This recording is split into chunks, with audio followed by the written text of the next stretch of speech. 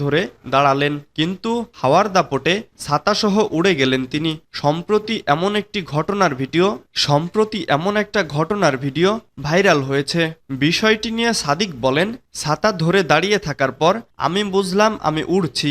আমি প্রায় 3 থেকে 4 মিটার উপরে উঠে গিয়েছিলাম। আনন্দবাজার পত্রিকা। ঝড়ে ছাতাসহ উড়ে গেলেন ব্যক্তিটি। তুরস্কের ওসমানিয়া প্রদেশে প্রবল বেগে ঝড়ো হাওয়া বইছিল। হাওয়া থেকে বাঁচতে যে যেখানে পারছিলেন আশ্রয় নিচ্ছিলেন। সাদিক কোকাদাল্লি নামের এক ব্যক্তি সেখানে থাকা স্ট্যান্ড লাগানো ছাতার নিচে স্ট্যান্ড ধরে দাঁড়ালেন, কিন্তু হাওয়ার দাপটে ছাতাসহ উড়ে গেলেন তিনি। সম্প্রতি এমন একটি ঘটনার ভিডিও ভাইরাল হয়েছে। বিষয়টি নিয়ে সাদিক বলেন, ছাতা ধরে দাঁড়িয়ে থাকার পর আমি বুঝলাম আমি উড়ছি। আমি প্রায় 3 থেকে 4 মিটার উপরে উঠে গিয়েছিলাম। আনন্দবাজার পত্রিকা। ঝড়ে ছাতাসহ উড়ে গেলেন ব্যক্তিটি। তুরস্কের ওসমানিয়া প্রদেশে প্রবল বেগে ঝড়ো হাওয়া বইছিল। হাওয়া থেকে বাঁচতে যে যেখানে পারছিলেন আশ্রয় নিচ্ছিলেন। সাদিক কোকাদাল্লি নামের এক ব্যক্তি সেখানে থাকা স্ট্যান্ড লাগানো ছাতার নিচে স্ট্যান্ড ধরে দাঁড়ালেন, কিন্তু হাওয়ার দাপটে ছাতাসহ উড়ে গেলেন তিনি।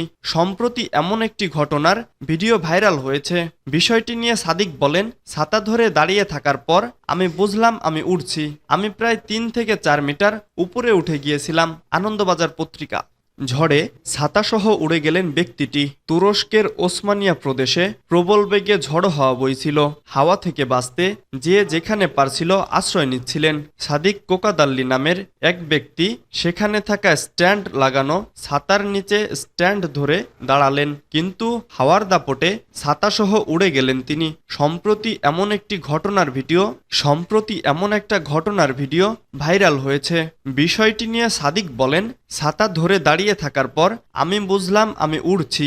আমি প্রায় 3 থেকে 4 মিটার উপরে উঠে গিয়েছিলাম। আনন্দবাজার পত্রিকা। ঝড়ে ছাতাসহ উড়ে গেলেন ব্যক্তিটি।